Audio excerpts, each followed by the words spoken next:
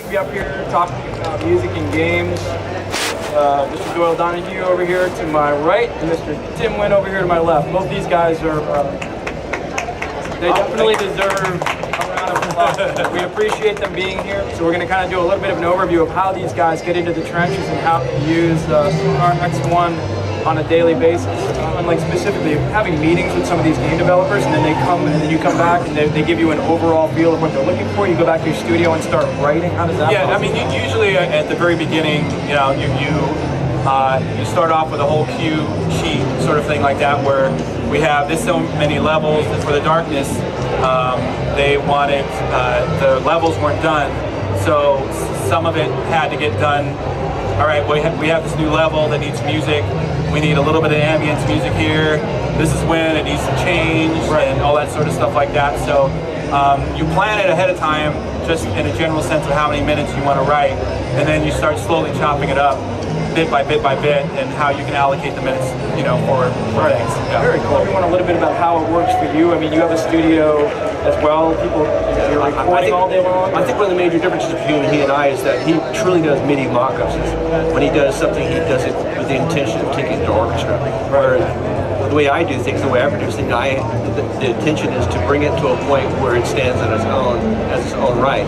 And so I probably spend a lot more time and attention to how the audio will sound, what the balances are, and making sure the mix is right and stuff like that. Where he has engineers who'll worry about that kind of mix when he goes. What are some of the track counts that you're doing, like you know, in SONAR, like a typical Warhammer 40K? As I will demonstrate a little bit later, my usual template right around these days is around 500 MIDI tracks, which I've grouped into the various sections of orchestra. And 500 each.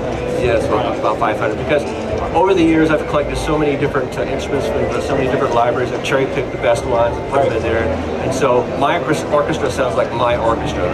It doesn't sound like someone else's orchestra, or sound like, you know, the Sony, you know, Hollywood orchestra or something like that. It sounds like my orchestra. So, and so it gives me some individuality too. How do you organize those tracks? Like you have 500 tracks. Well, it goes into the division of the orchestra. You know, it's all divided up by violins, first and second violins, violas, cellos, basses, you know, percussion, and so on and so on. They're all in their own folders and everything. So that, you know, if I want to work on violins, I just open up the violin folders, and there's all the violins there. And I can just going out throughout SONAR for all different sections.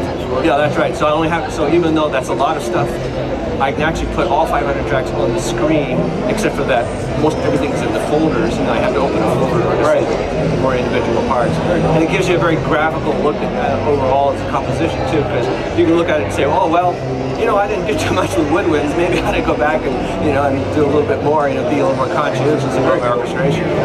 Tim's going to show you. This is a trailer for The Darkness. So for this one, in the game, we scored the game in Prague, Czechoslovakia, with the orchestra over there. We went there last May, so that was fun. I was there for 10 days. But for the trailer, they wanted orchestra as well, and it's you know, it's going to be shown on TV. This is a 1:30 version of it. So in December, they didn't send me back to Prague, but I did it over the internet, and you know, same orchestra, same sort of stuff like that. So this is my sort of percussion and electronic stuff with the Prague. Jackie Estacado. You inherited a power you didn't deserve. But even with your gift, all you were given, you couldn't protect the one thing you cared about. Jackie, this was not your fault. So how could you begin to think you could ever stop us?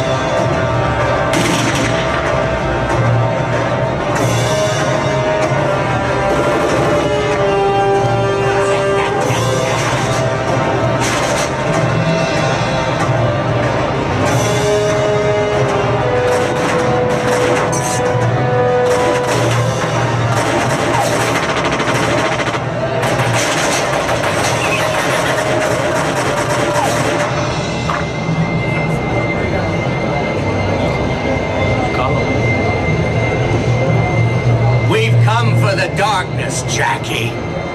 Give it to us! You want it? Come and get it.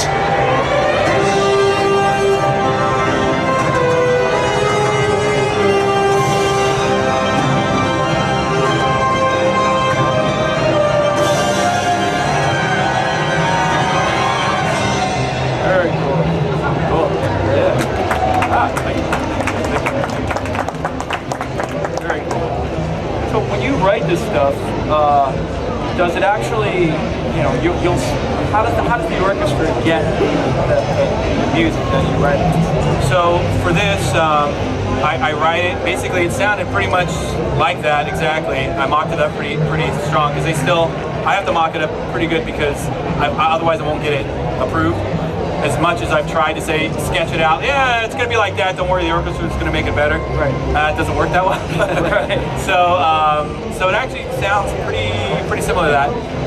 And then I send it off to an orchestrator who basically takes it and puts it into parts forms, and then they send it off to the prog people, and then we have a conductor over there, and you know, click tracks and all that good stuff. That's amazing. Gets sent back. Here it is. So basically, for video games, especially, and I'm sure Doyle will attest, is they like to have stems out, and the stems meaning separate track for strings, a separate track for percussion, or multi-tracks for percussion, separate tracks for synths, separate tracks for everything. And that's as well for some of the TV show stuff I do as well. The more the better. They'll take as many as they give you. So Sonar is really handy with doing that. If I have everything being bused to buses down here, and so what I will do is select everything and go File, Export, and go to Buses, and basically I unclick all the reverb buses, and this is what they will get. Give it a name, and then everyone can have the strings, the brass, synths, percussion. Sometimes I break it out as many as possible, and all you got to do is hit export, and you've got your 12 tracks. And our engineer that I work with as well, sometimes we're working at the same time as parallel streams. He's working in Pro Tools. It'll take him a half hour to 45 minutes to get one track bounced out the correct way. I can do it in 3 minutes, and it's done. And I think that's a huge advantage. It's a huge advantage, yeah. It saved me so much time and effort and things like that. So, yeah. That's cool. That's an awesome thing. So yeah, let's switch up. I want to show some of your stuff going on, what you've been up to here. And so I thought I'd first start out with showing you this movie. So crank it up as you can. Yep.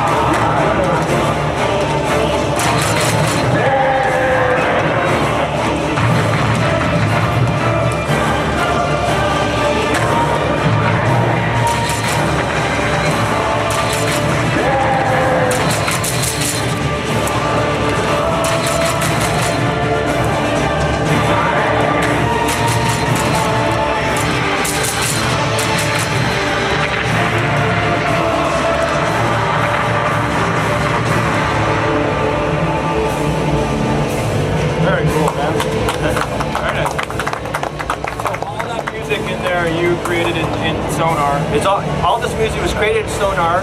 It was scored in a picture right inside of SONAR. You've been known as a guy that can write your name with envelope filters. Can you just kind of run? Oh yeah, that's right. A little bit about how you work in SONAR with envelopes. Yeah. I've gotten so used to using envelopes and using the way it's done. It's pretty easy to use. You can see you can take one of these things. You make a fast curve, or you can go over there and make a slow curve, or go linear, however you want. You just kind of use your ears to see whether or not how it works for you. Okay, I did this song. I just did it about an hour using SONAR, using just the tools that came with it. You can see all the various synths I use, things I I use to alter the sound a bit. And so the idea here is to demonstrate how you can use the arpeggiator. I have the arpeggiator sitting up, and I'm just playing chords, and they're slow-moving chords. And right now you can kind of hear 12-string guitar and harp, and there's bass in there. And some short bows, which I ran through things like a chorus or a wah kind of thing to give kind of a non-string sound. And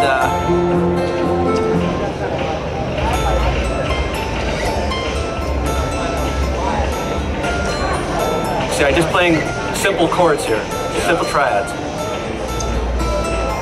Sounds like you change your pattern. Yeah, you can change your pattern. The thing about SONAR is that when you have the arpeggiator on, which is right over here, you can see it's on right here, and you can tell, say, what's the eighth notes or whatever kind of notes you want it to play, and how many octaves it goes over.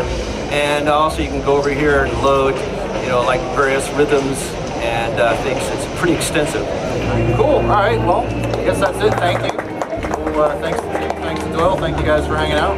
For more, visit Cakewalk.com, click Music Software and Production Suite. To purchase Sonar X1 Production Suite, click Buy Now, or click Find a Dealer and type in your zip code. Or click Worldwide to find a dealer near you.